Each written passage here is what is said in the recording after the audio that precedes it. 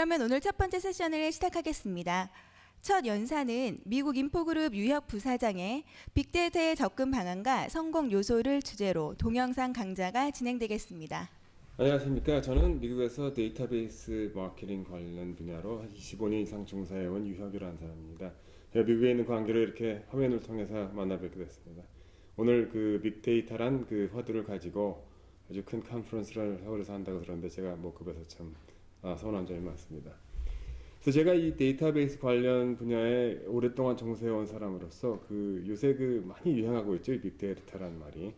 그래서 과연 그것을 어떻게 접근할 것인가. 많은 분들이 그것에 대해서 이거를 안 하면 큰일 나겠다. 이거를 남이 하니까 나도 해야겠다. 이런 식으로 접근을 하시면 좀 곤란하고 어떠한 접근 방법이 바람직한지 그런 큰 방향에서 그 제 생각을 몇 가지 나누어 보고 싶었습니다. 첫 번째 드리고 싶은 말씀은요, 이런 빅데이터라는 것이 절대 그 요술방망이 같은 존재가 아니라, 갑자기 이걸 한다고 해서 갑자기 매출이 2배가 된다든지, 무슨 정책 과정이 아주 근본적으로 바뀐다든지, 그런 식으로 접근을 하셨다가는 실망을 하시는 경우가 많을 것 같으니까, 작은 성공을 많이 모아서 이러한 성공 사례를 많이 만들었더니 결과가 이렇더라. 그러니까 데이터는 크지만 목적은 작게 나누어서 어떻게 하면은 이것을 정책 과정에 도입하는데 생활화할 것인가 그런 접근으로 해야지 갑자기 모든 것을 바꾸려고 하면은 좀 곤란할 것 같습니다. 그리고 이 빅데이터라는 게 사실 새로운 게 전혀 아닙니다. 데이터를 만져보던 사람의 입장에서 보면은 컴퓨터의 저장 용량과 또 처리 속도는 항상 빨라졌죠. 그러니까 지금은 굉장히 빨라졌기 때문에 빅데이터라고 할 만하면은 사실은 속도도 빨라야 되고 저장량도 엄청나게 많아야 되고 다양해야 되죠.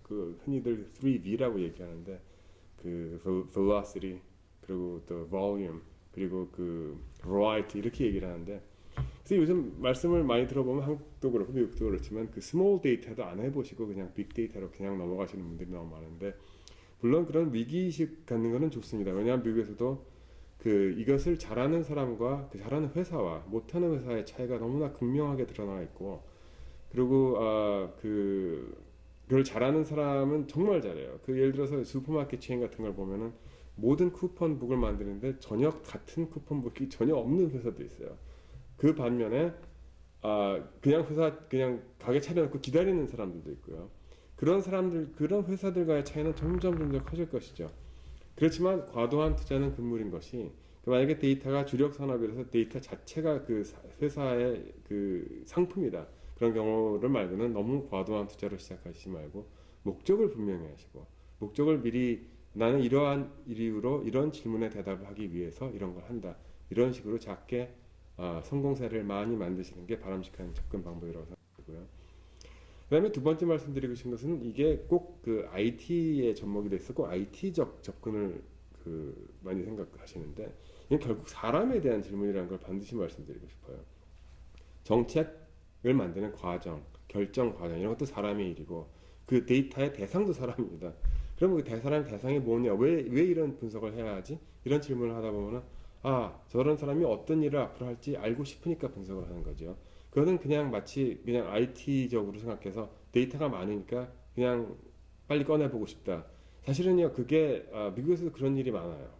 이 빅데이터 한다 그래서 가보면 무슨 그렇게 자랑을 하나 보면은, 지난 20년간 거래 내역을 전부 다 기록해놓고, 모든 거래 내용을 0.5초 안에 꺼내볼 수 있다. 이런 자랑들을 하고 있습니다.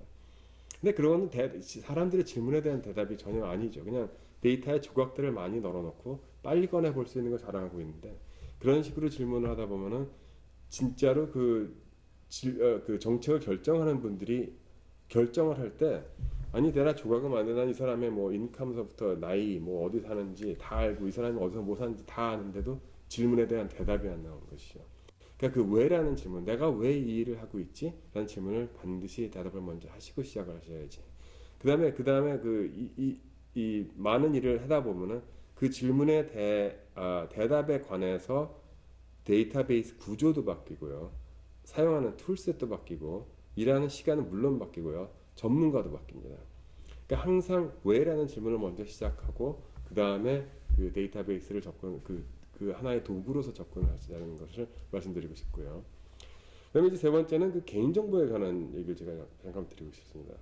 이 빅데이터나 어느 데이터나 필연적으로 사람들의 정보를 다루게 되어 있는데 약간 아이러니하죠. 우리가 그 정보 수집의 대상이 되기도 하고 또 정책 결정자의 입장에서 보면은 저희가 그 사용하는 도구 자체가 데이터가 되기 때문에 참 이중적인 면이 있는데 그 양쪽에서 다 보자면요. 그 개인 정보라는 거는 글쎄요. 빅데이터는 사실 개인 정보를 꺼내 보는 게 아닙니다. 이것은 흐름을 보는 것이고 만약에 이제 미국같이 데이터 사용이 자유로워서 그게 누군지 알고 있어도요. 그거를 하나하나 꺼내서 이 사람이 어젯밤에 뭘 샀는지 이거 질문하는 게 아니라 이 앞으로 그 흐름이 어디로 갈 것이냐, 큰 그림이 어디로 갈 것이냐 이런 것을 질문하는 것이고 그다음에 사람의 하나하나를 보고 하나를 그 대상을 이렇게 얘기를 하는 것도 물론 결과적으로 그렇게 보일 수도 있지만 결국은 그 안에 수백만 명이 들어가 있는 경우도 있고 이게 크게 흐름이 드러나는 거기 때문에 너무나 그 공포감을 가질 필요도 또 없다고 생각해요. 그런데 이제 그 물론 대상이 되니까 물론 그런 질문이 나올 법도 하지만 제 예를 들자면은 사람들이 어느 정도 개인 정보를 모르는 사람과 나눠도 될지는 사실 사회적 그 약속으로 좀 이루어진 게 있는데 예를 들자면은 비행기 타고 가다가 옆에 누구 어떤 사람이 앉았는데 어떤 정보까지 이 사람한테 줄 수 있는지 다 알고 있거든요. 그거를 데이터를 사용하는 사람의 입장에서도 그런 거에 대해서 유념을 해서 적당히 선을 그어서 미국같이 규제가 별로 없고 그런 자유로운 나라에서도 그 산업 자체에서 그런 규제를 하고 있습니다. 이런 선은 넘지 맙시다. 이런 규제가 반드시 이루어져야 하고요. 그런 약속이죠. 규제라기보다는.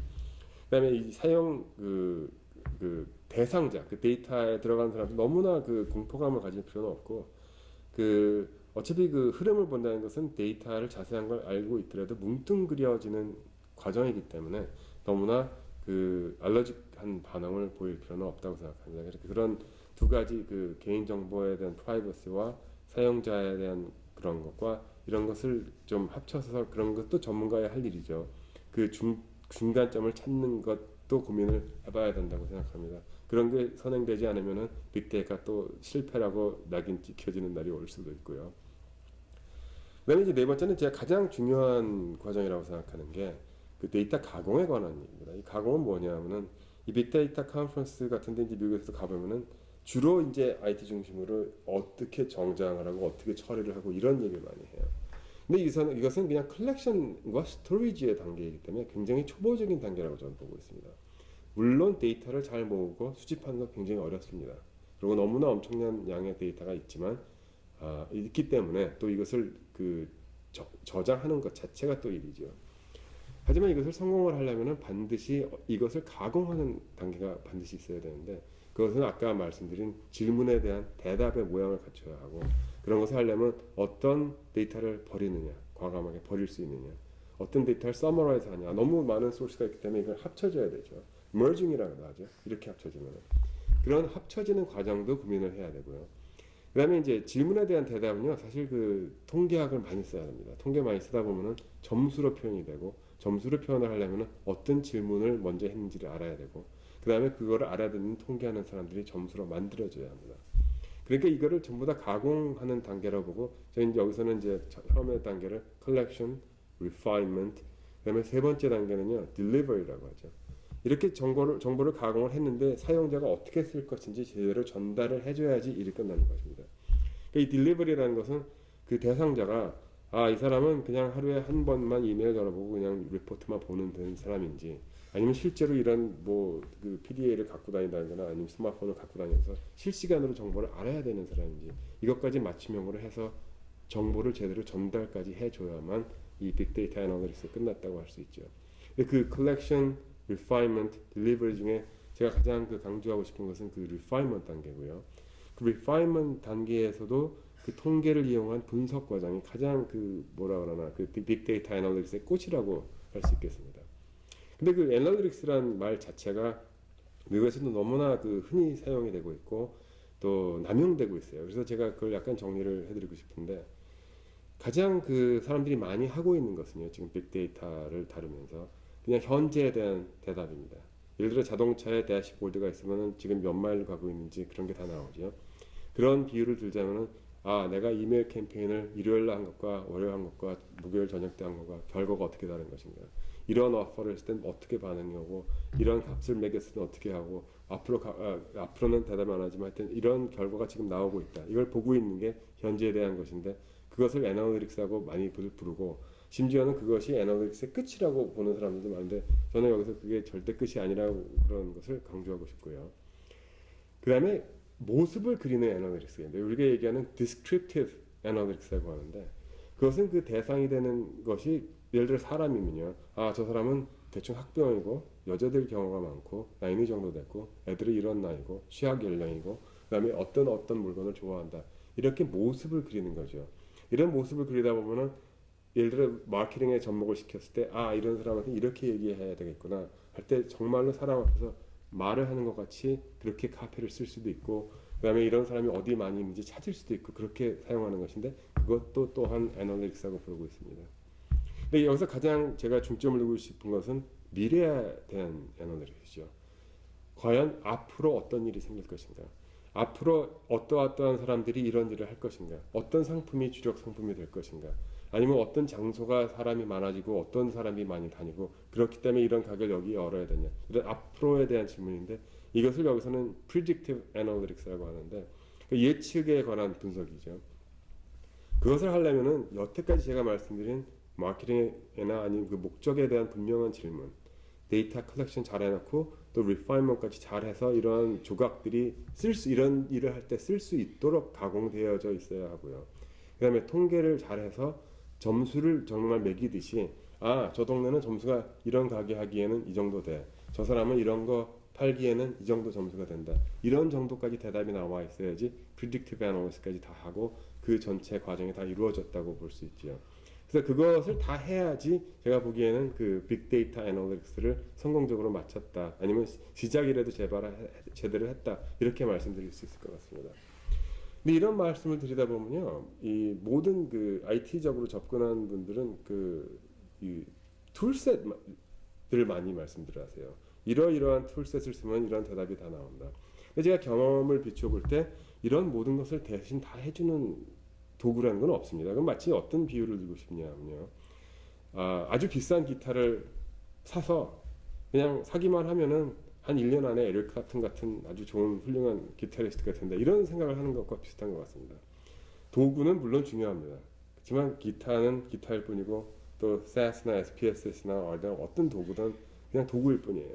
그거를 잘 다루고 정말 고수가 되려면 연습은 따로 해야 되는 것이고 이런 그 툴셋들도 사실 유행을 타기 때문에 그냥 너무 유행에 따라서 이거에 투자하고 또 저거에 투자하고 이런 툴셋만 사놓으면 모든 것이 해결되겠지. 심지어는 미국에서 제가 상담을 하다 보면은 어떤 뭐 이메일 뭐 프로그램을 전부 다 자동으로 해주고 심지어는 그 리스폰스까지 다 애널라이즈해서 다음 부분까지 다 해준다고 그러는데 사실 그런 툴셋에 대한 맹신을 하다 보면은 오히려 결과가 더 나빠지는 수가 있고 과거에 그 뭐라 그러나요? 과거에 CRM이란 또 말이 유명했었죠. 그 유행도 했었고 근데 제가 그 실패 사례를 가만 보면요.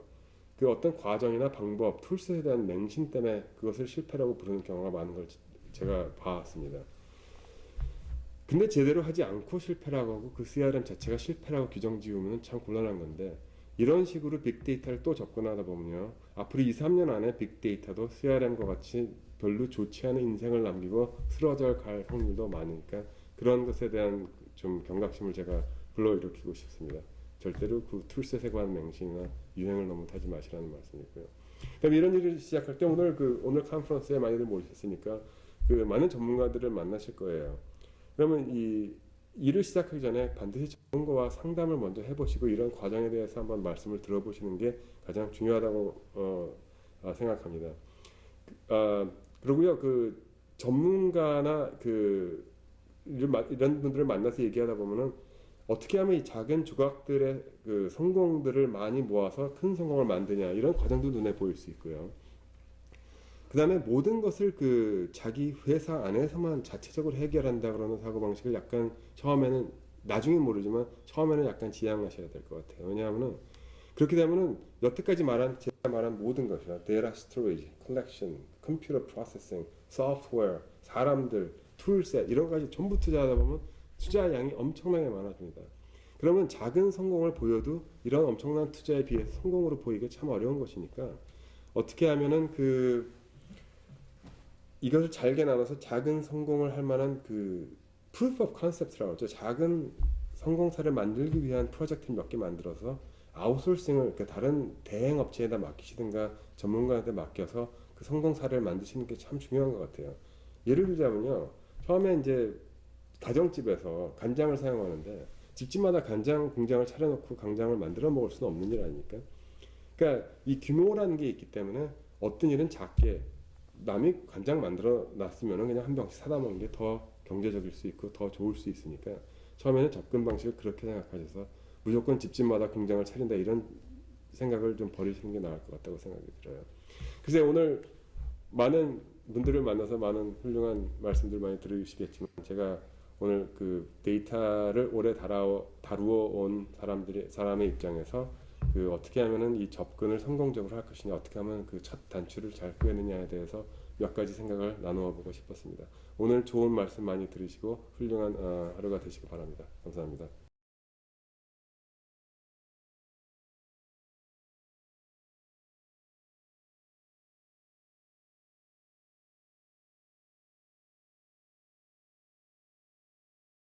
이번 세션은 유능한 정부 구현을 위한 빅데이터 활용 확대 방안을 주제로 안전행정부 공공정보정책과 이용석 과장께서 발표해 주시겠습니다. 네, 여러분 반갑습니다. 방금 소개받은 이용석 과장입니다. 어떻게 보면 오늘 아침 이른 시간인데도 불구하고 많은 분들께서 참석해 주셨는데요. 역시 빅데이터에 대한 관심들이 상당히 뜨거운 것 같습니다. 같은 그룹에서도 보니까 빅데이터에 대한 그 라이프 사이클 상에 보면은 상당히 지금 관심도 많고 어떻게 보면 좀 높은 단계에 있는 것으로 판단을 하고 있더라고요. 마찬가지로 정부에서도 사실은 정부 3.0을 이번 정부 박근혜 정부 들어서 역점적으로 추진하고 있는데요. 정부 3.0의 핵심 부분이 바로 정부의 개방, 공유, 소통, 협력이라는 부분을 밑바탕에 깔고 3.0을 진행하고 있습니다.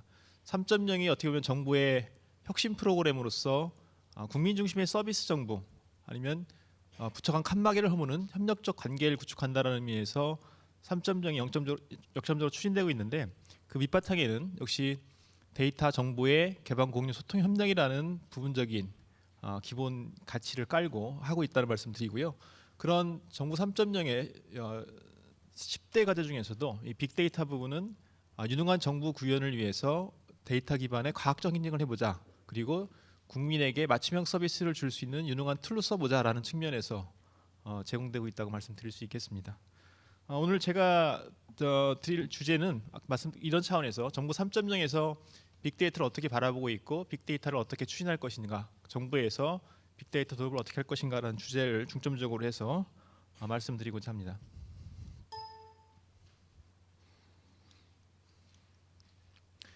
빅데이터 개요는 뭐 아시는 것처럼 여러 가지 특성이 있죠. 세 가지 V라는 특성이 있다고 알고 있는데 이 공공 분야에 있어서는 어쨌거나 미래 전략을 수립하거나 사회 문제를 해결하거나 아니면 국민에게 서비스를 주는데 혁신적인 방법이 될 수 있다라고 판단하고 있는 것입니다. 저희가 3.0 할 때 한 가지 큰 목표가 맞춤형 서비스를 제공한다고 하고 있는데 이런 의미에서 보면 데이터 기반의 개인적인 커스터마이징된 서비스를 줄 수 있는 기본이 될 수 있는 것이 이런 빅데이터를 잘 활용했을 때만이 정부가 갖고 있는 여러 가지 정책이나 사회 복지 프로그램이나 이런 것들을 그 개인에게 특성에 맞게끔 제공해주기 위해서는 그 개인에게 맞는 데이터를 잘 분석하고 그거에 기반해서 서비스를 줄 수 있도록 해야만이 가능하다고 판단하고 있습니다. 그렇기 때문에 공공 부분에 있어서도 이게 크게 이런 미래를 예측하고 현안을 대응하는 것뿐만 아니라 국민에게 서비스를 주는 그런 형태로 이용하고자 하는 개념을 갖고 있다고 말씀드릴 수 있겠습니다.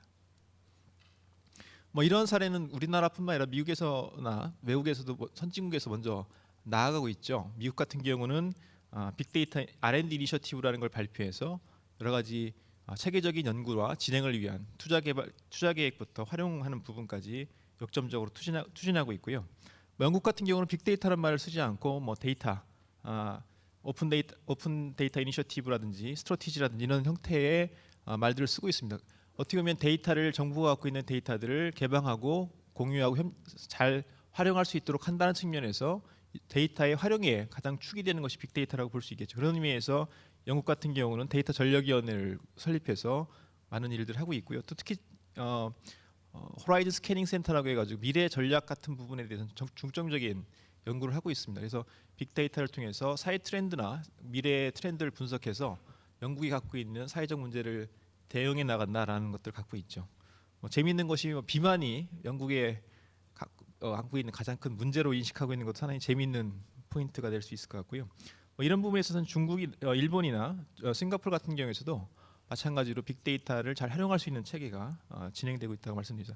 이런 사례를 봤을 때 가장 큰 우리에게 시사점은 빅데이터 활용에 있어서 범정부적인 어떤 정부적인 차원의 조직이나 이걸 관리하는 툴이 필요하다는 얘기가 소위 말하는 거버넌스가 좀 필요하다는 것을 알 수 있겠고요. 또 빅데이터를 활용하는 것뿐만 아니라 데이터의 개방, 정부나 공공기관이 갖고 있는 데이터를 개방해서 민간이 쓰든 아니면 부처 간에 기관 간에 서로 공유하고 쓸 수 있도록 해주는 그런 측면이 좀 하나 강한 부분이라고 볼 수 있겠고, 또 역량 강화 측면에서는 원천 기술이나 인력 양성이 상당히 필요한 부분이다라고 정책적 시사점을 뽑을 수 있는 부분이 되겠습니다. 우리나라 현실을 잠깐 보면 저희 쪽이 판단하고 있는 부분은 아직 공공 부분에서는 빅데이터가 이제 막 시작하는 단계입니다. 그래서 이걸 어떻게 시작할 때 체계를 잘 잡아서 갈 거냐 하는 게 중요한 부분이겠고요. 또 아까 유역 부상도 말씀했습니다만 데이터 관리 그다음에 여러 가지 하는 부분이 기초가 되려면 데이터에 대한 체계적인 관리가 상당히 필요한데 이런 부분도 사실 우리가 앞으로 해야 될 부분인 것 같고요. 또 기술 인력 부분에서도 사실은 해외 선진국이라고 하는 부분하고는 격차가 있는 것이 엄연한 현실인 것 같습니다. 그래서 기술 격차를 좀 좁히는 부분 또 많은 수요가 있기 때문에 이 수요에 맞는 데이터 사이언티스트나 이런 부분들을 양성해주는 부분들도 하나의 필요한 우리 현지지수가 아닐까 그렇게 생각을 하고 있습니다. 이런 현실 인식의 바탕에 의해서 현재 유능한 정부 구현을 위한 빅데이터 추진 기본 목표는 과학적 선제적 정책을 수립한다. 그리고 국민에게 맞춤형 서비스를 줄 수 있는 방안으로 찾고자 하는 것이 가장 두 가지 목적이라고 볼 수 있습니다. 아까 유역 부사장께서 말씀하신 게 왜 하느냐라는 질문을 먼저 던지라고 했었는데 정부가 하고자 하는 목표는 이겁니다. 빅데이터를 쓰는 이유는 과학적인 선제적인 정책을 해보자. 지금까지 직관에 의해서 아니면 과거의 관행대로 하는 행정 패턴을 좀 벗어나서 데이터를 분석하고 그거에 기반해서 정책을 만들고 아니면 미래의 문제점들을 밝히고 그거에 맞는 정책을 편향할 수 있도록 하자. 그리고 아까 말씀드린 것처럼 개개인에게 맞는 서비스를 주려면 그 사람에 대한 거 아니면 정책적인 부분을 종합적으로 검토하고 분석해서 맞게 쓰자 하는 것이 큰 목표인 것이고요. 이를 위해서 하고 있는 크게 할 방향은 빅데이터를 좀 더 확대해서 국정 운영에 전반적으로 좀 확대해 나가자라는 게 하나의 축이고 이 전반적인 확대를 하기 위해서는 법제도라든지 기반을 좀 구축해 주는 것이 필요한 것이고 또 이에 걸맞는 역량 기술적이든 인력적인 역량을 갖추어 나가는 것이 필요하다라고 판단을 하고 있습니다. 현재 지금 부처 빅데이터 현황 같은 경우를 간단히 보면 지자체와 공공기관을 대상으로 저희가 조사를 해보니까 98개의 빅데이터 과제를 자체적으로 발굴하거나 해서 추진을 하고 있고요. 올해 같은 경우만 해도 한 23개 과제가 추진되고 있는 것으로 조사가 되고 있습니다. 특히 안행부하고 미래부하고 여기는 꼭 개별 부처 단위의 그 노력보다는 다른 부처 아니면 다른 기관이 빅데이터를 추진하는 데 있어서 도움을 줄 수 있고 지원해 줄 수 있는 체계를 갖춰서 하는데 중점을 두고 있습니다. 그래서 안행부에서도 이번에 올해 그 빅데이터 공통기반 사업이라는 걸 하고 있고요. 또 이에 맞는 시범 과제를 하고 있습니다. 또 마찬가지로 미래부에서도 민간과 협력된 새로운 빅데이터 사업 모델에 대해서 발굴하고 이걸 지원해주는 형태로 추진하고 있고요. 예를 들면 우리 같은 경우는 빅데이터 공통기반을 구축합니다. 이거는 아까 유적부사장도 잠깐 말씀드렸던 것 중에 하나일 텐데 너도 나도 도입한다고 모두가 다 필요한 시스템이나 툴들을 다 살 필요는 없는 것이죠. 그래서 정부 간에서도 데이터가 서로 소통되는 데 있어서는 어떤 정부 유통의 허브가 될 수 있는 그런 공통적인 기능이 필요한 부분도 있고요. 또 여러 부처가 다양한 용도로 빅데이터를 분석하더라도 거기에는 공통적으로 쓸 수 있는 시스템이나 툴들이 많이 있습니다. 그렇기 때문에 예산을 좀 합리적으로 쓸 수 있도록 공통적으로 필요한 부분에 대해서는 일괄적으로 구축을 해주고 특성화된 부분에 맞게끔 또 커스터마이징해서 쓸 수 있는 그런 체계를 갖추는 것이고 저희 같은 경우는 이번에 그 공통기반 구축뿐만 아니라 시범 사업을 통계청하고 먼저 출발을 했습니다. 그래서 온라인 물가 통계를 실시간으로 분석하는 그런 체계를 갖춰서 올 연말 되면 그 시범 과제를 완료해서 아마 실질적인 정부의 물가와 관련된 정책을 판단하는데 좀 더 신속하고 정확한 예측과 대응이 가능할 수 있도록 하는 부분으로 추진하고 있고요. 경찰청 같은 경우에는 지오 프로파일링 시스템 같은 것을 좀 추진하고 있죠. 그래서 시간대별, 장소별로 어떤 범죄 발생 확률 같은 것들을 분석해서 거기에 맞는 어떤 순찰차나 범죄 예방 시스템을 가동하게 되면 예전보다 훨씬 범죄율도 감소시킬 수가 있겠고 어떤 문제가 발생했을 때 신속한 치안 서비스를 제공해 줄 수 있는 그런 체계들도 갖춰 나갈 수 있다고 보고 있습니다. 지금 그렇게 하고 있는 것이 두 번째 과제가 저희가 안행부에서 하고 있는 빅데이터 공통 기반 구축 사업이 되겠고요. 미래부에서 같은 경우는 빅데이터 활용 시스템 구축을 하고 있습니다. 그래서 하드웨어, 소프트웨어라든지 양질의 데이터셋 같은 것을 시범적으로 한번 해볼 수 있도록 하는 부분도 있겠고 대학이나 중소기업에게 필요한 테스트 기반도 제공하는 것을 목표로 해서 지금 시스템이 구축돼서 가동 중에 있다는 말씀드립니다. 이러한 활용 사례들이 정부 부분, 공공 부분에 나타나고 있는데요. 대표적인 게 중소기업청에서 상권 분석 시스템이라는 것을 지금 운영하고 있죠. 그래서 창업하고자 하는 분들에게 예전에는 어떤 돈을 주고 사야 될 필요성이 있는 데이터가 있었습니다만 그런 창업을 할 때 그 지역에 상권이 어떻게 분석되어 있고 수익이나 점포의 임대료라든지 이런 걸 분석해봤을 때 어떤 업종, 어떤 고객들이 거기에 있는지에 대한 분석이 좀 부족했다면 이런 여러 가지 다양한 데이터가 있습니다. 뭐 매출에 관련된 데이터, 그다음에 뭐 그 지역 부동산 관련된 데이터들을 종합적으로 모아서 이 지역에 어떤 유형의 고객들이 많이 있기 때문에 어떤 타겟을 줄 수 있는 업종을 선택하시는 데도 도움이 될 수 있겠고요.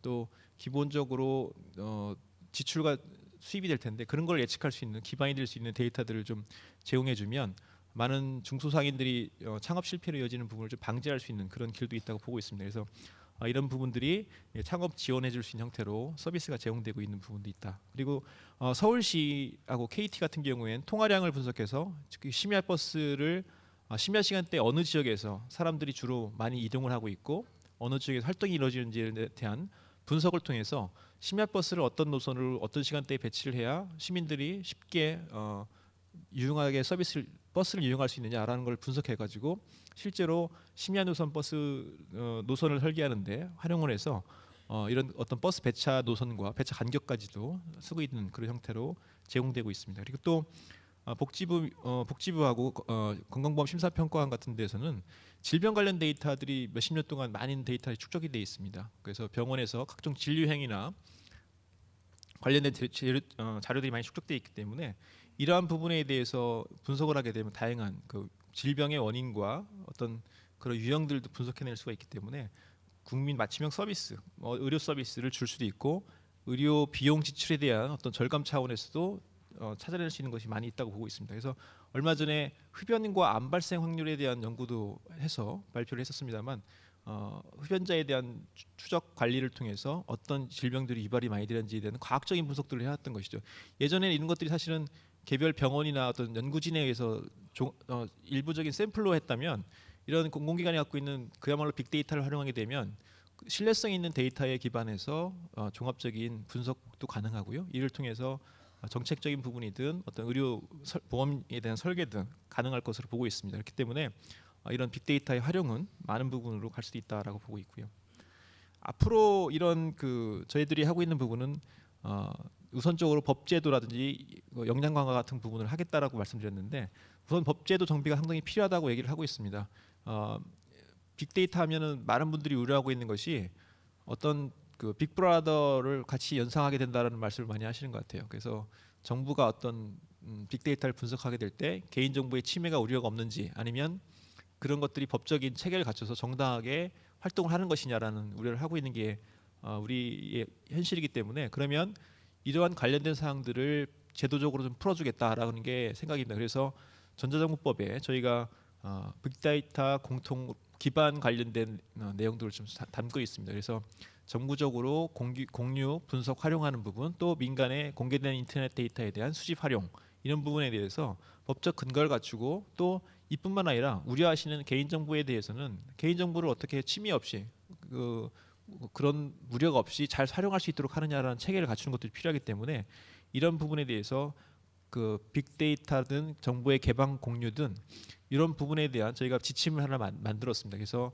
어떤 기술들을 적용해서 이 개인 정보를 클리어시키고 활용할 수 있도록 할 것인가라는 부분에 고민을 하고 있고요. 그에 대한 규범을 만들고 이게 공공기관이나 기관에서 활용할 때 이런 규정들을 잘 지켰을 때 국민들께서 우려하시는 그런 부분 없이 활용할 수 있도록 하는 그런 준비를 갖추고 있다는 말씀드리겠습니다. 지금 또 미래부에서 하고 있는 일과 우리 안행부에서 하고 있는 일 통합적으로 말씀을 드리는 건데요. 활용 기반 구축 관련해서는 빅데이터 활용 지원 센터가 10월부터 운영을 하고 있습니다. 그래서 민간 협력 부분, 컨설팅 하는 부분도 같이 각 기관들이 아직 전문성이나 이런 대한 경험이 많지 않기 때문에 컨설팅을 통해서 기관이 빅데이터를 도입하는 데 지원을 해준다든지 아니면 민간이 갖고 있는 데이터들을 아까 KT하고 서울시 노선버스 얘기한 것처럼 그렇게 민간의 데이터와 공공의 데이터를 결합해서 새로운 서비스를 만들어가는 그런 부분까지도 함께 지원해주는 체계를 갖출 것이고요. 아직 구체화되지는 않았습니다만 국정과제로 현재 국가미래전략센터의 구축이 설정이 돼 있습니다. 이 부분에 대해서는 아까 말씀 영국 같은 경우에는 호라이즌 스캐닝 센터라는 게 있듯이 어떤 빅데이터 기반의 미래의 트렌드를 분석하고 이를 통해서 사회적 미래 이슈를 발굴해내고 이에 대한 대응할 수 있는 그런 미래 전략센터 같은 것이 필요성이 제기되고 있기 때문에 이에 걸맞는 데이터 분석 체계와 인적 구성, 그 다음에 이런 활용할 수 있는 피드백할 수 있는 체계적을 종합적으로 해서 이런 부분에 대한 그 미래전략센터의 모습을 갖춰나가는 것도 우리가 앞으로 해 나갈 방향이다라고 말씀드릴 수 있겠고요. 또 한 가지 측면은 저희가 이런 빅데이터를 도입해서 국민에게 맞춤형 서비스를 주고 과학적 행정적 서비스를 하는 것뿐만 아니라 이러한 도입 과정을 통해서 국내 산업에 하나의 발전에 줄 수 있는 토양이 될 수 있는 그런 씨앗이 될 수 있는 그런 것이 됐으면 하는 것이 생각입니다. 그래서 빅데이터를 도입하고 활용하는 것뿐만 아니라 빅데이터 관련된 산업 생태계 조성에도 많은 역량을 기울이겠다는 말씀을 드립니다. 그래서 빅데이터 관련된 기술의 개발이나 개인정보 기술 관련 것들이 사실 필요성이 많이 제기되고 있기 때문에 이러한 기술 개발과 인력 양성 사업들을 종합적으로 추진하고 데이터 공유 확대할 수 있는 산업 육성 생태계를 범부처적으로 지금 구성을 하고 있습니다. 준비를 해서 안행부뿐만 아니라 미래부, 안행부, 중기청, 그다음에 산업부 그리고 성년위까지 같이 협업 체계를 구축해 지금 운영하고 있고요. 이를 통해서 곧 어떤 데이터 산업 생태계를 위해서 어떤 것을 할 것인가라는 것을 저희가 발표를 할 예정입니다. 지금 뭐 쭉 빅데이터 정부 공공 부분에 하고 있는 말씀을 좀 드렸습니다만 궁극적으로는 그렇습니다. 빅데이터가 사실은 유용성이 많이 있다는 것이 실제 제기되고 있고 가능성이 많다는 것을 인식하고 있습니다. 그렇기 때문에 정부 각 분야에 있어서도 빅데이터를 도입해서 과학적 체계를 갖춰 나가겠다. 그리고 이런 부분을 통해서 어떤 정책의 신뢰성도 제고하고 과학적인 행정을 만들겠다. 그리고 궁극적으로 이런 걸 통해서는 국민에게 좀 더 개인화되고 맞춤형 서비스가 갈 수 있도록 한다라는 것이 저희 빅데이터의 기본 방침인 것이고요. 이게 근본적으로는 정부 3.0의 그 방침과도 일맥하는 부분이라고 말씀드릴 수 있겠습니다.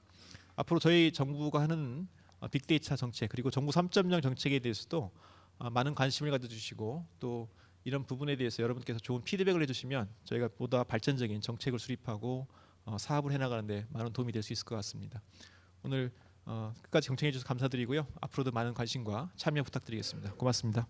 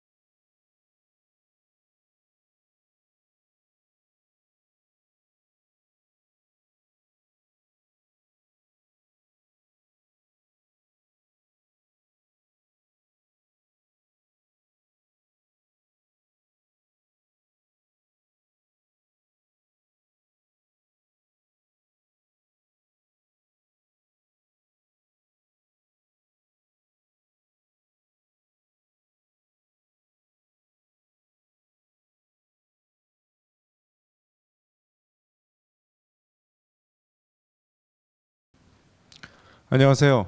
방금 소개받은 조성준입니다. 저는 오늘 그 빅데이터를 기업에서 진행할 때 어떤 점들을 고려해야 되고 그래서 어떻게 ROI를 최대화시킬 수 있는지에 대해서 소개를 드리도록 하겠습니다. 뭐 빅데이터는 이미 여러분들 많이 들어보셨을 거고요. 볼륨, 벨로시티, 버라이티 말 그대로 데이터가 크다는 거와 생성 속도가 빠르다는 거. 그다음에 기존의 그 우리가 일반적으로 데이터라고 생각하면 숫자만을 생각하는데 숫자 이외에 문자나 이미지, 동영상들도 전부 우리의 분석 대상으로 우리가 본다고 했을 때 이제 빅데이터 그래서 이제 빅데이터가 많이 각광을 받고 있다고 생각합니다. 물론 제일 중요한 거는 이 밑에 있는 밸류가 되겠죠.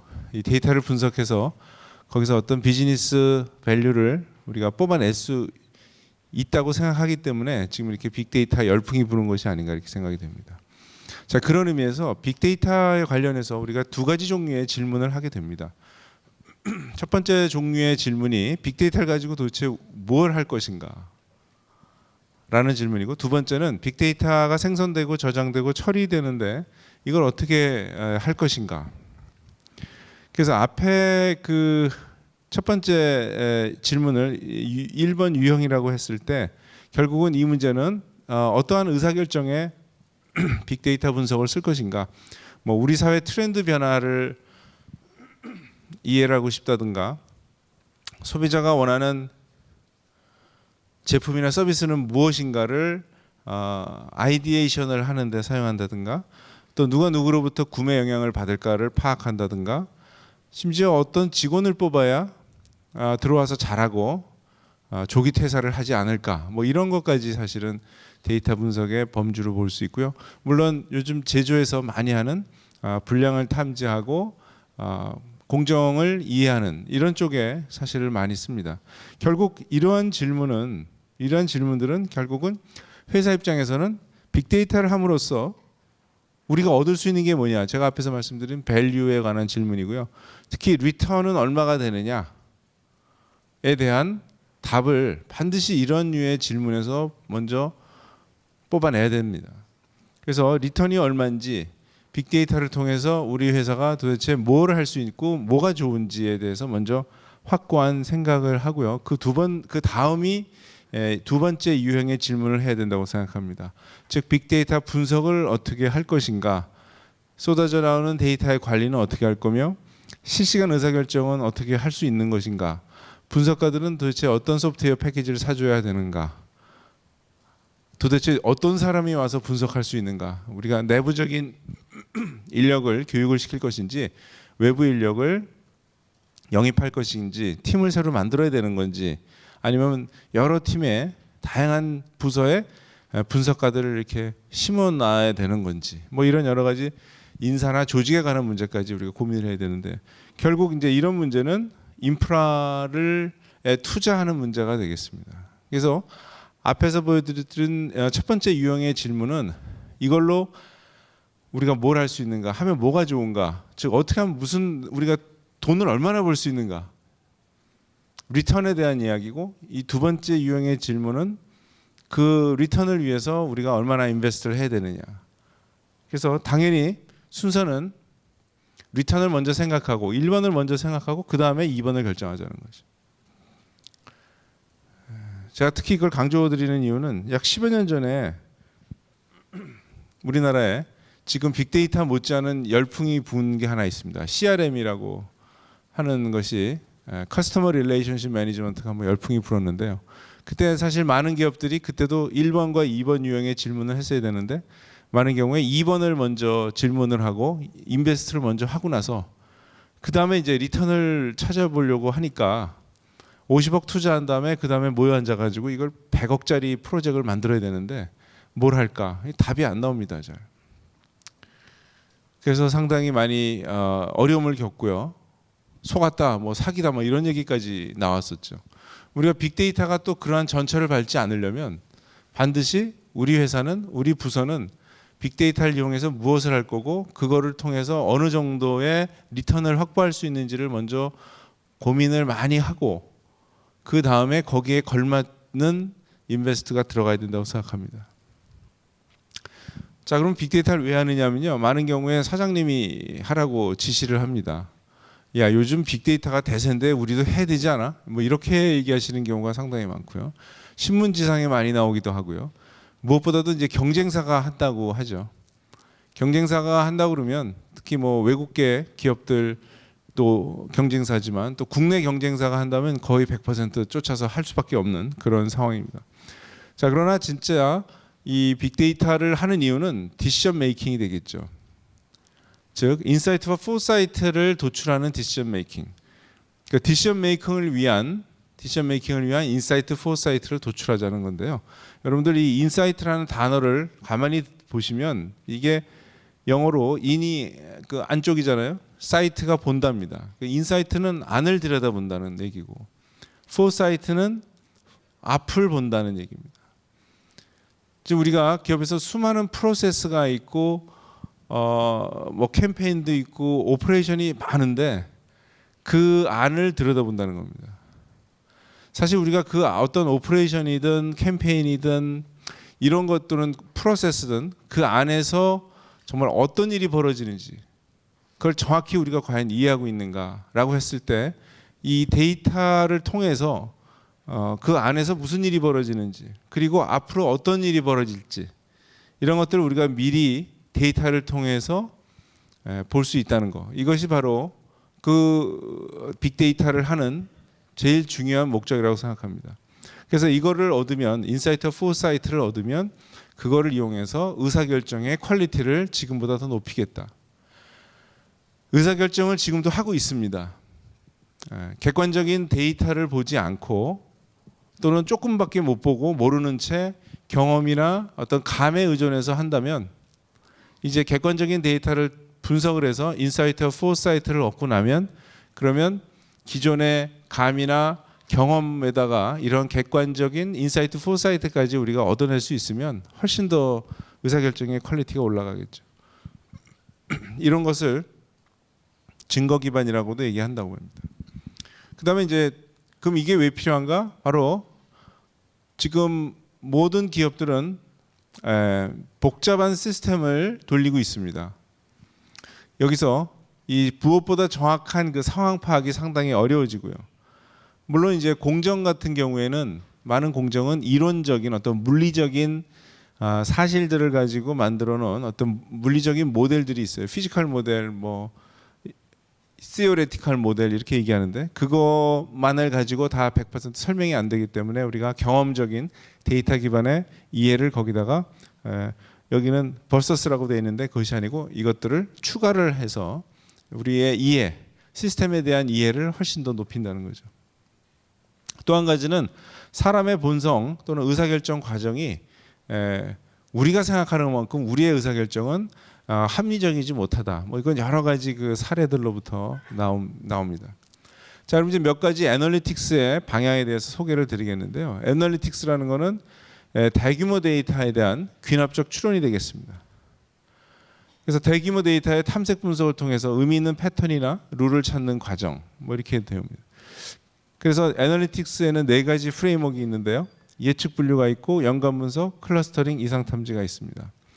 또한 앞에서 말씀드린 것처럼 버라이티라고 그랬죠. 빅데이터는. 그래서 빅데이터는 이런 숫자 데이터뿐만 아니라 문서, 텍스트 데이터가 있고요. 그다음에 이미지 데이터, 그리고 동영상 데이터도 전부 분석의 또는 데이터의 범주로 보고 얘네들을 분석하고 또 이것들을 통합해서 보기도 합니다. 첫 번째 예측 분류를 보시면 이런 거죠. 어떤 특정 고객이 마케팅 캠페인에 반응할 확률이 얼마나 되나, 휴대폰 고객이 6개월 내에 이탈할 것인가, 뭐 주가는 오를 것인가, 뭐 이런 것들이요. 2013년 와인은 지금 막 옥통에 들어갔는데 걔는 5년 후, 10년 후에 얼마나 좋은 와인이 될까, 뭐 이런 것들입니다. 반도체 웨이퍼의 특정 몇 개의 공정을 보고 공정이 다 끝난 200개 내지 500개의 공정을 다 거친 후에는 도대체 수율은 얼마나 될까, 뭐 이런 것들을 예측하는 것이 바로 예측 분류가 되겠습니다. 뭐 반도체 제조 공정이 대표적인 케이스고요. 그다음에 요거는 이제 호선의 생산 기간 예측입니다. 이건 뭐냐면 선박을 발주할 때 선주의 입장에서 내가 원하는 이런 스펙의 배를 만드는데 기간이 얼마나 걸리는지 그걸 항상 물어봅니다. 이거는 또 생산 계획의 맨먼스를 예측한다든가 이런 것들을 전부 기존에 우리가 가지고 있는 데이터를 활용해서 모델을 만들고 그 모델로부터 예측을 할 수가 있습니다. 그래서 그다음에 카드사 같은 경우에 우리나라에서 카드사와 제가 보기에는 통신사가 데이터 분석을 과거에부터 빅데이터가 등장하기 훨씬 전부터 10년도 더 전부터 소위 애널리틱스, 뭐 데이터 마이닝, 분석팀, 통계 분석 해가지고 대한민국에서 제일 그 두 인더스트리가 분석을 제일 열심히 많이 해왔습니다. 물론 전수를 못했죠. 수가 많기 때문에 그때는 빅데이터 기술이 없어서 모든 고객을 다 분석을 못했고요. 이런 식으로 뭐 우량 고객만 뽑아서 30만 명의 우량 고객을 뽑아서 분석을 한다든가 이런 것들을 해왔어요. 그렇지만 분석 자체를 많이 해왔습니다. 여기 이 사례는 30만 명 중에 플래티넘 카드 사용자가 이제 4,800명 정도가 있는데 그럼 나머지 29만 5천 명의 사용하지 않는 사람, 즉 플래티넘 유저가 아닌 사람 가운데 누구를 타겟팅할 건가? 소위 말해서 타겟 마케팅을 할 때 분석을 사용할 수 있습니다. 그래서 이제 가정은 뭐냐면 그러면 기존에 플래티넘을 쓰지 않는 사람 중에 그 사람의 카드 사용 행태가 플래티넘 고객과 유사하면 유사할수록 이 사람도 플래티넘으로 갈 가능성이 높다라고 이제 우리가 보는 거죠. 이게 이제 바로 마케팅에서 얘기하는 업셀링이 되겠습니다. 어떻게 하느냐? 바로 이제 의사결정 나무라는 그런 분류 모델로 했습니다. 그래서 플래티넘인 사람과 플래티넘이 아닌 사람을 가지고 디시전 트리를 만들어 보면 이런 게 나와요. 특급 호텔에서 11만 원 이상을 쓰고 항공사를 이용하는 사람이 총 787명인데 그 중에 플래티넘을 쓰는 사람이 93%라는 거예요. 자, 그 얘기는 뭐냐면 앞에서 보신 것처럼 플래티넘 고객의 수는 극소수인데 여기는 엄청나게 많은 거죠. 이러한 조건을 만족하는 사람 중에는 플래티넘 고객 수가 엄청나게 많다. 그러면 나머지 7%는 뭐예요? 나머지 6.9%는 이 사람들은 분명히 사용 행태는 플래티넘 고객과 매우 유사하나 똑같죠. 그러나 플래티넘을 안 갖고 있는 아주 독특한 사람들이에요. 그러니까 이런 사람들이 바로 현재 플래티넘 고객이 아니면서 플래티넘 고객과 유사한 카드 사용 패턴을 보여주는 사람들이에요. 그러니까 이런 사람들을 바로 대상으로 우리가 우선적으로 타겟팅을 할 수가 있죠. 여기 두 번째 룰도 마찬가지고 세 번째 룰도 마찬가지고. 그래서 그런 식으로 우리가 분석을 해낼 수 있고요. 그다음에 연관 분석은 바로 슈퍼에서 함께 팔리는 물품이 뭐냐. 영화 A를 본 사람이 영화 B를 보느냐. 뭐 74번 공정을 거친 블록은 뭐 35번 공정을 거친다. 뭐 이런 것들입니다. 그래서 즉 동시에 발생하는 사건이나 조건을 파악하는 거죠. 그래서 블록 이동 패턴 같은 거를 분석할 수가 있습니다. 이게 바로 제조 쪽에서 그 조선소에 가면 이렇게 커다란 블록이 이게 지금 사이즈가 얼마인지 잘 모르시겠죠. 밑에 노란 색깔로 조그만 게 보이는데 이게 사람 키입니다. 그러니까 한 건물로 따지면 5층, 6층짜리 건물들을 이렇게 블록이라 그래가지고 얘를 차에 실어가지고 왔다 갔다 하고요. 얘네들을 조립해가지고 나중에 선박을 만듭니다. 근데 얘네들이 어떻게 이동하는지를 파악을 못하고 있어요. 즉 하여튼 얘는 안에 내장도 하고 페인트도 칠해가지고 결국은 조립이 돼서 나가는 건 사실이에요. 그리고 각각의 공장이 있고 우리가 이제 잡샵이라고 그러죠. 그 공장에서 공장장은 들어온 블록을 뭐 페인트 칠도 하고 내장도 달고 이런 걸 하는데 과연 전체적으로 봤을 때 이 블록이 어디서 시간을 많이 보내는지 그리고 특히 중요한 이 병목 프로세스는 어딘지 뭐 이런 것들을 우리가 파악할 수가 없습니다. 근데 마침 다행히 이렇게 그 트랜스포터라는 일종의 콜택시라고 보시면 돼요. 한 공장에서 다른 공장으로 이 블록을 옮기는 이 트랜스포터가 어디서 어디로 몇 번 블록을 언제 옮겼다라는 그런 것이 전부 기록이 되어 있습니다. 이 로그로 되어 있어요. 그래서 이 로그 데이터를 분석을 해서 바로 어떤 곳에서 이 블록은 많은 시간을 보내는지를 이런 식으로 우리가 다 찾아낼 수가 있고요. 그리고 무엇보다도 이렇게 블록이 거치는 프로세스를 우리가 재구성할 수가 있습니다. 이 과정은 여러분들이 마치 우리가 범죄가 발생한 곳에 가서 형사가 뭐 머리카락도 하나 잡고 무슨 뭐 혈흔도 뭐 채취하고 거기에 떨어져 있는 무슨 발자국도 이렇게 채취해가지고 범죄를 재구성하죠. 영화에서 보면 그렇게 많이 하지 않습니까? 바로 지금 우리가 하는 이 빅데이터 분석이라는 것이 데이터라는 것이 그러한 어떤 흔적인 거죠. 실제 블록이 어떻게 돌아다니는지를 이런 트랜스포터 데이터를 가지고 그 흔적들을 가지고 실제로 어떻게 돌아다니는지를 이렇게 재구성하는 겁니다. 그래서 뭐 여러 가지 공정을 다니고요. 특히 가운데 보시면 이게 바로 적치장이라는 겁니다. 적치장이라는 것이 어떤 공장에도 들어가지 못하는 거예요. 거기 꽉 차가지고 기다릴 곳도 없고. 그래서 적치장이라는 소위 웨이팅 에어리아에서 수많은 시간을 보내고 여기서 제일 많은 시간을 보낸다는 걸 알 수가 있습니다. 그리고 이제 이것도 저희가 전체적인 공정이지만 공정별로 어떻게 많이 보내는지를 우리가 다 파악할 수가 있습니다. 그래서 이런 연관 분석 또는 이건 네트워크 분석 또는 프로세스 마이닝이라고도 얘기하는데요. 그런 것도 있고요. 그다음에 이 연관 분석은 또 추천에 많이 쓰이죠. 이 넷플릭스라는 뭐 여러분 아마존을 더 잘 아시겠죠. 아마존은요 추천을 너무 잘해서 전체 매출의 3분의 1, 30%가 추천에 의해서 구매를 한답니다. 그러니까 추천에 의해서 발생을 합니다. 그러니까 우리가 이렇게 생각하면 되죠. 내가 예를 들어서 현대백화점에 들어가서 청바지를 샀어요. 그런데 나오면서 나도 모르게 점원이 추천해 줘가지고 그 청바지에 잘 맞는 티셔츠를 하나 또 사고 나온 거예요. 그게 아주 항상 반복되게 그렇게 되는 겁니다. 그래서 내가 산 금액의 3분의 1은 내가 살 계획이 없었다는 얘기죠. 엄청난 추천의 능력이고요. 사실은 아마존이라는 회사는 전 세계에서 이 빅데이터, 애널리틱스, 데이터 마이닝을 제일 잘하는 회사입니다. 구글에 버금가는. 사실은 구글에서 아마존을 부러워하죠. 자기들은 검색 단어밖에 없는데 여기는 실제 사람들이 구매한 내역들이 있기 때문에. 그다음에 이 넷플릭스는 영화를 보여주는 서비스 회사인데 과거에는 이렇게 DVD를 집에 배달해 줬는데요. 요새는 곧바로 그 인터넷을 통해서 곧바로 스트림으로 영화를 보여주는 데인데 여기는 무려 매출의 3분의 2가 추천입니다.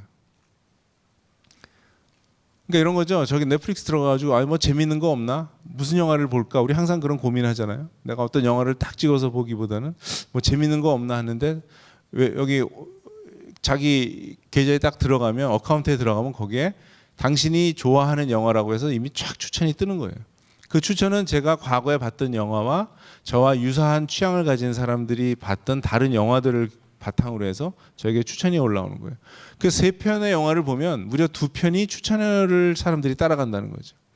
한 편이 자기가 고르는 거고. 이런 것이 바로 빅데이터가 아니었으면 이런 서비스 자체가 불가능한 거죠. 뭐 판도라나 스파티파이 같은 이건 노래 추천 웹사이트 서비스가 되겠습니다.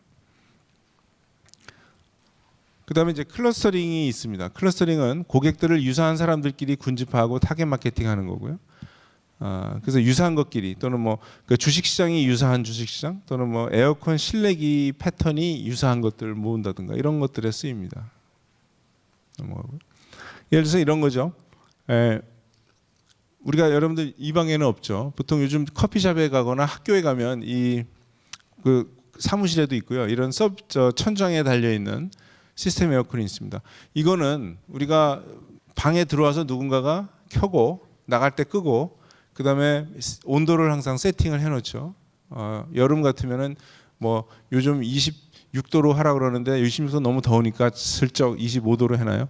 그러면 실제로 컴프레서가 돌아서 실내 온도를 25도로 맞추기 전까지 열심히 컴프레서가 돌아가다가 25도가 되는 순간에 컴프레서는 정지하고 그 다음에는 그냥 선풍기가 됩니다. 그러다 이게 다시 26도가 되면 그때 다시 또 컴프레서가 작동해서 또 시원해지고요.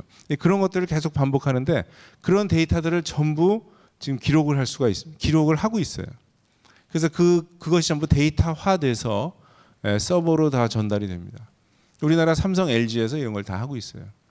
이 데이터를 저희가 확보해가지고 이거를 분석을 해본 거예요. 그러면 각 방마다 각 방마다 이 방의 실내기는 어떻게 작동되는지를, 그리고 몇 도에 세팅이 되고 언제 켜고 이런 것들을 전부 데이터화해서 분석을 할 수가 있습니다. 그러면 이게 이제 뭐 전체 대학의 평균이라면 밑에는 부산에 있는 부경대의 대형 캠퍼스의 시간별 사용 패턴이 되겠습니다. 왼쪽이 0시고 오른쪽 끝이 24시입니다.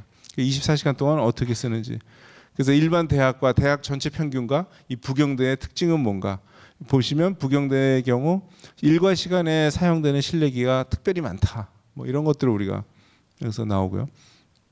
이런 식으로 이 점 하나하나가 그 실내기 한 대입니다. 그래서 클러스터링을 통해서 비슷한 유형의 실내기들이 어떤 것들인지를 전부 이렇게 묶어놓는 거죠. 그래서 여기 이제 시각화를 해놨는데요.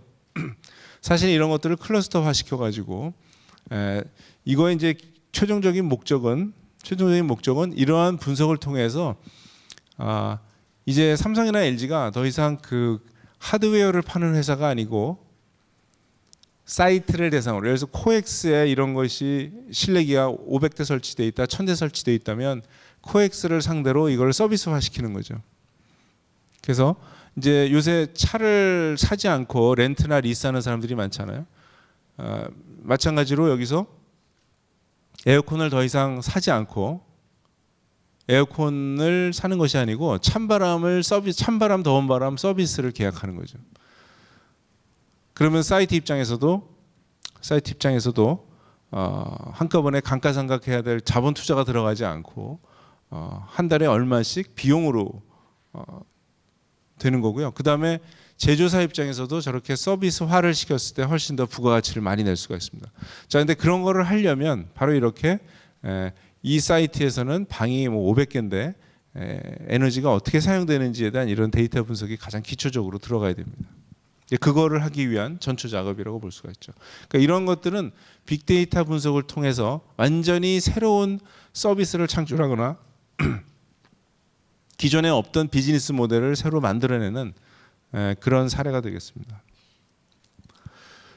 그다음에 이제 마지막으로 네 번째 프레임워크 이상 탐지가 있는데요. 이런 거죠. 이상 탐지라는 거는 정상이 아닌 거를 찾아내는 겁니다. 뭐 보험 그 사기, 세금 뭐 신고니까 뭐 탈세가 되겠죠. 신용카드 사기. 우리 가끔 TV 뉴스에 이런 것들이 나오죠. 이런 것들을 찾아내는 겁니다. 지금 신용카드 사기는 많은 신용카드에서 이미 이런 것들을 사용하고 있고요. 제조에서도 이상 상황이 발생했는지 이런 것들을 예지하는 데 많이 사용이 됩니다. 헬스 모니터링에서도 많이 쓰고요. 그래서 최근에는 이제 반도체뿐만 아니라 중장비 업체들이, 예를 들어서 뭐 굴삭기 같은 거 있지 않습니까? 굴삭기를 우리나라는 현대중공업이나 두산 이런 데서 만드는데 외국의 경우는 뭐 카타필러나 이런 데서 만들죠. 근데 이제 생각해 보시면 굴삭기를 예를 들어서 뭐 1000대를 만들었는데 그 중에 뭐 100대는 두바이에 갔어요. 중동에 뭐 56도 되는 곳에 갔고요. 또 100대는 저기 시베리아에도 가 있고요. 또 100대는 여기 부산에 가 있고. 자, 그러면 그 300대가 만들 땐 똑같이 만들었는데 얘가 어떤 기후 조건에 노출이 되느냐, 그 다음에 하루에 2시간씩 돌리느냐, 하루에 20시간씩 돌리느냐, 하루에 10시간 돌리느냐, 이거에 따라서 각 기계의 마모 정도는 다 달라집니다. 서비스도 다 달라야 되고요. 자, 그런 측면에서 그렇다면 이게 어떤 조건에서 오퍼레이트 되는지를 실시간으로 데이터를 다 받아가지고 거기에 맞는 맞춤형 서비스를 준다는 거죠. 자, 엔진 오일을 체크해 보세요. 뭐를 점검해 보세요 하는 것들을 매뉴얼로 종이로 찍어가지고 줘서 무조건 6개월에 한 번씩 똑같이 하는 것이 아니라 이것이 어떻게 운전되느냐에 따라서 맞춤형으로 할 수가 있습니다. 그렇게 본다면 꼭 굴삭기만 그런가요? 여러분이나 제가 타고 다니는 자동차들도 마찬가지죠. 그래서 국내외 자동차 회사들은 운전자가 어떻게 운전을 하는지, 브레이크를 얼마나 자주 밟는지, 가속과 감속을 얼마나 하는지 이런 것들을 전부 또 데이터로 받아서 텔레마틱스라고 하죠. 그걸 다 실시간으로 데이터를 받아서 거기에 맞춤형으로 이 차 운전자는 혹사를 시키는구나, 차를. 그러면 3개월이 지난 사람에게 브레이크 라이닝을 봐라, 점검을 하세요라고 얼마든지 우리가 개인화시켜서 보낼 수가 있습니다. 지금 그런 작업들을 바로 기업에서 지금 이미 시작했거나 하려고 시작하는 그 직전입니다. 이제 그런 것들이 전부 데이터 기반의 그 분석을 통해서만 가능하죠. 이제 방법론이고요. 그다음에 이제 또 그 의료 쪽에서도 많이 쓰는데요. 이거는 뭐냐면 매직 카펫이라고 해서요. 노인이 혼자 살고 계실 때 여기 밑에다가 카펫 밑에다가 그 센서를 달아가지고 그 위에 그 카펫을 밟고 지나가는 분이 좌우 밸런스를 잘 맞춰서 정상적으로 걷는지 평소대로 걷는지 아니면 이렇게 한쪽으로 이렇게 기울여서 중심을 잘 못 잡는지 이런 것들을 여기서 디텍트 해가지고 병원에 알려준다는 거고요. 뭐 신용카드 사기 앞에서 말씀드린 겁니다. 그래서 이런 데다가 이제 쓰입니다. 자, 이제 몇 가지 숫자에 대해서 소개를 분석 4가지 프레임워크를 소개해드렸고요. 이제 3종류의 데이터를 소개해드리겠습니다. 숫자와 문자와 이미지. 첫째 숫자는 지금까지 앞에서 말씀드린 모든 게 다 숫자였습니다. 그래서 숫자는 넘어가고요. 그다음에 이제 문서가 있죠. 문서는 이런 거죠. 제품 서비스에 대한 AS 내역을 어떻게 분석할 건가? 또는 공정 엔지니어가 공정 중에 뭔가를 검사하고 이상 상황에 대한 코멘트를 달았을 때 이걸 어떻게 나중에 이해할 것인가? 회사 내에서는 수많은 서류들이 등장을 합니다. 여러분들도 생각해 보시면 회사 안에 있는 서류 그러면 여러분들 보시기에 뭐 워드 파일이나 아래 한글 파일을 생각하시죠. 그런 서류도 있고요. 그 다음에 사람들이 그 공정에서 메모를 한 것도 상당히 많아요. 근데 일단 텍스트가 되는 순간에 그거를 아무도 보지 않습니다. 결제할 때 한번 보고요. 최근에 예를 들어서 우리 회사의 10년간 결제 서류는 도대체 어떤 내용이 들어가 있는가 이런 걸 볼 방법이 없어요. 그냥 사람이 한 사람씩 보는 수밖에 없죠. 그다음에 이제 이건 여기까지는 사내 텍스트고요. 그다음에 사외 텍스트가 있죠. 소셜 미디어에 등장하는 사람들의 생각은 뭔가, 그리고 소비자가 원하는 제품은 뭐고 서비스는 뭘까 이런 것들을 보려면 외부를 봐야 된다는 거. 그래서 이제 이런 걸 또 비정형 데이터라고 얘기합니다. 숫자와 같이 정형적이지 않다. 그래서 이제 비정형이라는 거는 텍스트도 비정형이고요, 이미지도 비정형이고요, 동영상도 비정형입니다. 요거는 이제 그 반도체를 만들 때 엔지니어들이 중간에 반도체를 만드는 중간에 뭐가 잘못된 경우에 거기다가 간단히 메모를 합니다. 그걸 랏 코멘트라고 얘기해요. 랏이라는 거는 이제 25장의 웨이퍼를 하나의 랏이라고 얘기합니다. 그래서 그 랏 단위로 공정이 진행이 되기 때문에 상당히 중요한데 그걸 랏 코멘트라고 그러는데 특이 이벤트가 발생할 때 이런 코멘트를 만들어 놓습니다. 예를 들면 뭐 홀드, SPC 에러, 뭐 데이터 계측 오류, 서버 센서, 뭐 진성 스펙 교체, 스펙 아웃 교체, 설비 PM 실시 요망 이렇게 아주 자기만 알아볼 수 있게 이걸 왜 이렇게 정리하면 나중에 문제가 생겼을 때 이런 거예요. 예를 들어서 삼성전자의 경우는 애플에다가 납품을 하는데 애플이 갑자기 이렇게 얘기를 한답니다. 2011년 3월 2일부터 3월 20일까지 너네들이 만든 거 다 우리한테 데이터 갖고 와봐 이렇게 얘기한대요. 자 그러면 그게 뭐냐면 이제 애플에서 봤을 때 삼성에서 받은 칩이 그때 받은 칩이 무슨 문제가 있었던 거죠. 그래서 원인을 찾고자 그 데이터를 다 달라고 하는 거죠. 그러면 이제 현장 엔지니어들은 거기에 이제 자기가 이렇게 코멘트 단 것들을 가지고 참조해서 문제를 찾는 데 많이 쓰입니다. 그러니까 이제 자기가 쓰고 자기가 보는 거죠 나중에. 이제 이런 것들을 가지고 근데 이런 락 코멘트를 가지고 수율을 예측하는 데도 쓸 수가 있어요. 기존에는 수율 예측은 오로지 숫자만 가지고 예측했는데 여기서는 숫자와 이러한 문자를 함께 섞어 가지고 우리가 사용할 수가 있습니다. 그다음에 이제 해양 구조물인데요. 이거 뭐 해양 플랜트라고 그러죠. 바다 위에서 시추해서 기름을 뽑는 그런 것들이 있는데 여기에 이거를 조립하는데 약 부품이 1000만 개 정도 들어간다고 합니다. 근데 이거를 조립할 때마다 사람이 다 일일이 검사를 해서 잘못되는 거는 거기다가 코멘트를 달아서 재작업을 시킵니다. 그래서 이 재작업을 시킨 그 문서 연간 수만 건이 쏟아져 나오는데 그거를 저희가 처음으로 분석을 해봅니다. 이제 이런 거예요. 여기 프로그램 디스크립션 그래가지고 여기다가 영어로 간단하게 뭐뭐뭐를 뭐 올터네이터 벤더를 뭐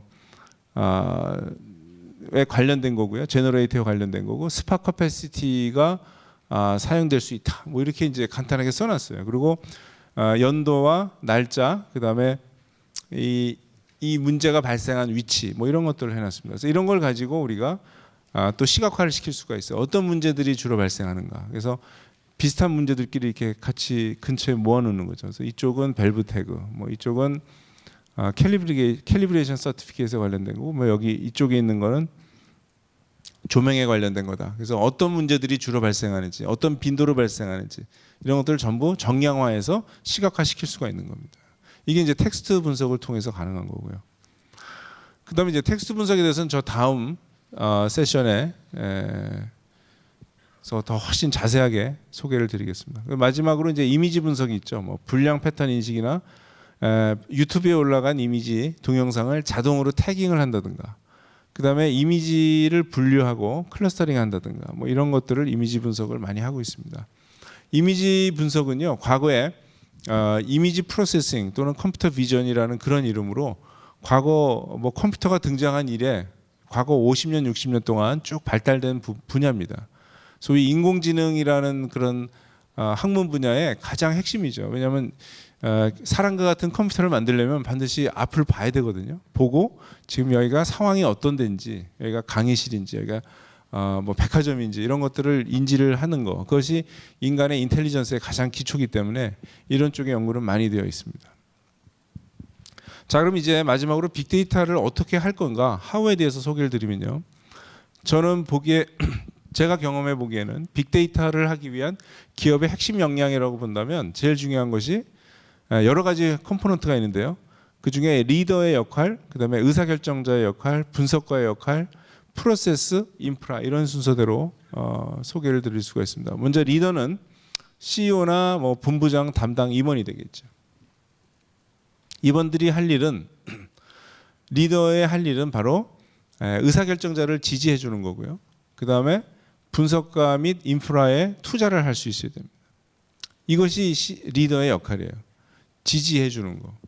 왜 지지라는 얘기가 나오냐면요, 의사결정자가 데이터를 분석하기 시작하면 기존에 우리가 알고 있던 바와 다른 이야기들이 쏟아져 나옵니다. 이거는 대부분의 경우에 그래요. 데이터 분석을 해보면 기존에 우리가 그 부서에서 알고 있던 거와는 다른 결과가 나올 때가 많아요. 자, 그랬을 때 잘못된 리더의 반응은 두 가지예요. 첫째, 그럴 리가 없어. 둘째, 그럼 잘못됐으니 그러면 누가 이렇게 잘못한 거지 그동안? 해가지고 뭐 사람을 문책한다든가 이제 이런 문제가 생길 수가 있는데, 그것이 올바른 방향이 아니고요. 새로운 것이 나왔으면 그걸 가지고 테스트를 할 수 있어야 됩니다. 우리가 왜 신약이 나오면 항상 컨트롤 집단이 있고 트리트먼트 집단이 있잖아요. 이 약을 먹어본 사람과 안 먹어본 사람은 이런 차이가 있더라. 마찬가지로 새로운 뭔가가 등장하면 새로운 인사이트나 새로운 포사이트에 대해서 곧바로 적용하기가 겁이 나면 그걸 소규모로 테스트해 볼 수가 있어요. 이제 그런 절차를 통해서 조직 전체적으로 새로운 인사이트에 대한 공유를 통해서 함께 나가는 그런 어프로치를 해야 되고요. 그런데 이런 것들을 하려면 결국 리더가 빅데이터 분석이 얼마나 밸류어블하냐, 가치가 있느냐 하는 것을 이해를 해야 됩니다.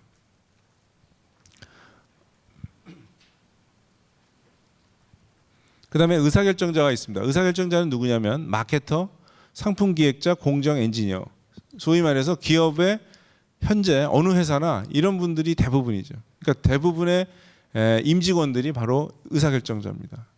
의사결정은 사장님만 하는 게 아니에요. 저 사장님뿐만 아니고 임원, 뭐 부장, 과장, 사실 대리, 말단 사원까지 의사결정을 매일 합니다. 크고 작은 의사결정을 하죠. 그분들이 전부 의사결정자입니다. 이분들은 바로 빅데이터 분석한 그 결과, 인사이트를 의사결정에 적용하는 역할을 합니다. 그러려면 팩트만, 여기서 얘기하는 거는 팩트만을 고려하자는 것이 아니고 팩트도 고려한 의사결정을 하자는 거죠. 그 다음에 이제 세 번째가 분석가인데요. 데이터 사이언티스트, 데이터 마이너, 분석가 이렇게 불리고요. 이 사람들은 바로 데이터에서 비즈니스 인사이트와 포사이트를 도출하는 역할을 합니다. 이 사람들의 조건은 물론 기본적인 분석 능력이 있어야 돼요. 컴퓨터를 잘 해야 되죠, 당연히. 그다음에 통계도 알아야 되고요. 또 최적화 산업공학도 알아야 됩니다. 그리고 적용 지식은 당연히 해당 비즈니스에 대한 지식을 갖고 있어야 돼요. 제가 앞에서 의사결정자가 마케터도 있고 공정 엔지니어도 있다고 말씀드렸는데 이 분석가들이 당연히 자기가 공정 데이터를 분석할 때는 공정 엔지니어가 대화할 수 있을 정도 수준의 공정에 대한 이해가 필요하고 또 마케팅 데이터를 분석할 때는 또 마케팅에 대한 마케터와 대화할 수 있는 수준의 그 해당 비즈니스에 대한 지식이 필요합니다. 그리고 마지막으로 이 분석가들은 커뮤니케이션 능력이 뛰어나야 됩니다. 왜냐하면 매번 다른 종류의 분석을 하기 때문에 그때마다 자기가 뭘 모르고 상대방이 뭘 모르고 서로가 이 약간 다른 세계에서 온 사람들이기 때문에 커뮤니케이션 능력이 아주 중요합니다. 자, 이제 문제는 이 분석가 양성을 하는 거와 여기 임원 재교육이라고 그랬는데 바로 임원 재교육이 아까 말씀드린 의사결정자가 되겠습니다. 그래서 분석가는 지금 숫자가 너무 부족하니까 양성을 해야 되고 디시전 메이커는 기존에 있는 현업에 있는 사람들에게 재교육을 시켜야 된다. 근데 작년 2월에 뉴욕타임스에 The Age of Big Data라는 그 스페셜이 실렸습니다. 여기에서 뭐라고 주장하냐면 미국의 작년 현재 당장 분석가가 14에서 19만 명이 부족하다. 필요하다. 14만 명. 엄청난 숫자죠. 그리고 매니저가 150만 명이라고 그랬어요. 즉 의사결정자. 분석한 결과를 자기 현업에다 적용할 수 있는 사람. 적용해야 되는 사람은 150만 명이 필요하다. 훨씬 많은 수가 이쪽에 있죠. 그래서 지금 이러한 교육에 대한 수요가 상당히 많고요. 그래서 지금 저희 서울대에서도 이런 교육을 할 수 있는 여러 가지 그 교육 프로그램을 만들려고 애를 쓰고 있습니다. 분석가는 어디서 구하는가? 네. 어떻게 이 사람들을 조직화해야 되느냐? 뭐 이런 이슈들이 있습니다. 그리고 근데 이제 문제는 이 분석의 특성이라는 것이 다양한 분야의 기술을 적용을 할 수 있다는 거죠. 그래서 만약에 여러분이 분석가라면 여러분은 마케팅 광고 쪽에 갈 수도 있고요. 제조에 갈 수도 있고 파이낸스에 갈 수도 있고 뭐 정책 쪽으로 갈 수도 있어요. 분석가 입장에서. 자기는 갈 수 있는 데가 상당히 많은 거예요. 여러 군데서 필요로 하니까. 그래서 바꿔 얘기하면 회사 입장에서는 이런 사람들을 리크루트하기가 상당히 어려운 거죠. 그래서 이제 그 GE에서는 그 실리콘밸리에다가 글로벌 소프트웨어 센터를 건립합니다. 이 GE라는 회사가 지금 완전히 하드웨어 회사입니다. 중장비 만들고 하는데 뭐 터빈도 만들고 그런 회사가 소프트웨어 센터를 만드는데 마치 요새 최근에 삼성전자가 소프트웨어 인력을 많이 확보하려고 그러고 센터를 만들고 연구소를 만드는 그런 움직임과 매우 유사한데요. 여기서는 이제 소프트 파워를 강화하고 데이터 분석을 통한 GE의 사업 역량 강화를 하겠다 해서 무려 10억 달러를 투자를 합니다. 그리고는 전 세계 유수의 데이터 과학자를 여기서 영입합니다. 근데 재밌는 거는 이 사람들이 현업에다가 분석가들을 이렇게 심어 놓는 것이 아니고 따로 별도의 조직으로 모아놔요.